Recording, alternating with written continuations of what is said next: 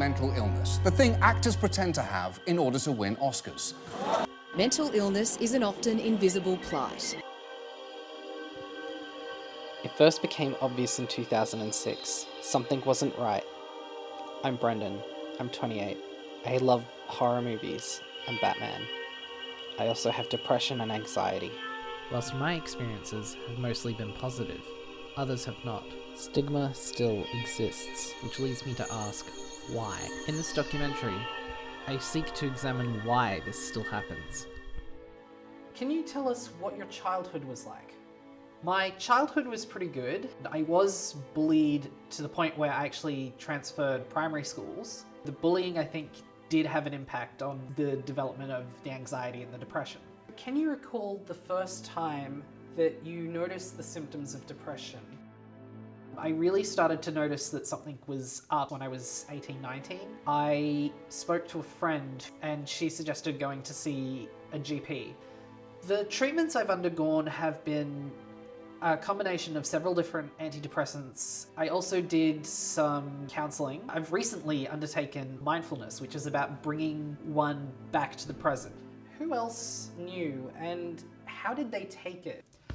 I told mostly family and friends. Probably 90% was supportive. My friends and I started to make jokes about it as well. It kind of felt like if we could make fun of it, it would lessen the intensity of it. Did anybody react less than positively? There was one friend who I told, her reaction kind of floored me because I wasn't really expecting it. She turned around and said, "I don't believe you. I think you're lying about this. I think you're doing it because you have some sort of romanticized view about what depression is and you want to get sympathy for it." And I asked, well, why would you say that? Why would you think that that's why I was doing that? And her response was, because the entire time I've known you, I've never once seen you upset. And that hurt because people can go a long time without showing any sign that they're struggling with it. That's why it's called an invisible disease.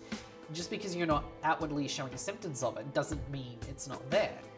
How common do you believe this kind of reaction is? Pretty common. I think that it's still awkward to talk about. People don't want to believe that their loved ones are actually experiencing this. And so when somebody comes to them and says, "Hey, this is happening, please help me," we want to say, "No, you're going to be fine."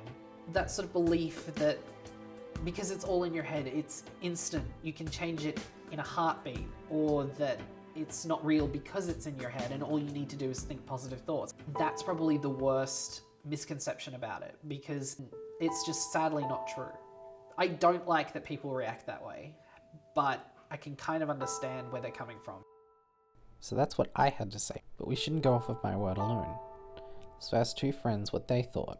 If more people really could comprehend what it's like, it could become just another health problem rather than this huge thing where people are just like, "Oh, I don't know about that, depression doesn't sound particularly real to me." It's like, well, trust me, it's very real to me, and it's not something that I particularly enjoy. There's a lot of things currently being done within local communities, at least from what I know here in Melbourne, as far as depression and anxiety is concerned, especially for those who can't afford psychologists and things like that. Don't get me wrong, I think there's still, there needs to be a lot of funding from local, state, even federal governments. They just need help. And if they can't afford it, that's not fair. So something financially definitely needs to be injected into the mental health sector. It seems that education, sharing experiences, and government funding are the best ways to fight stigma. In June 2016, a dome was erected at Southern Cross Station in Melbourne. Support group Headspace is hoping the big stigma will change that. Each panel has a story of someone's mental health struggle. The dome was pulled down on the 10th of June, but it continues to live on in the virtual world.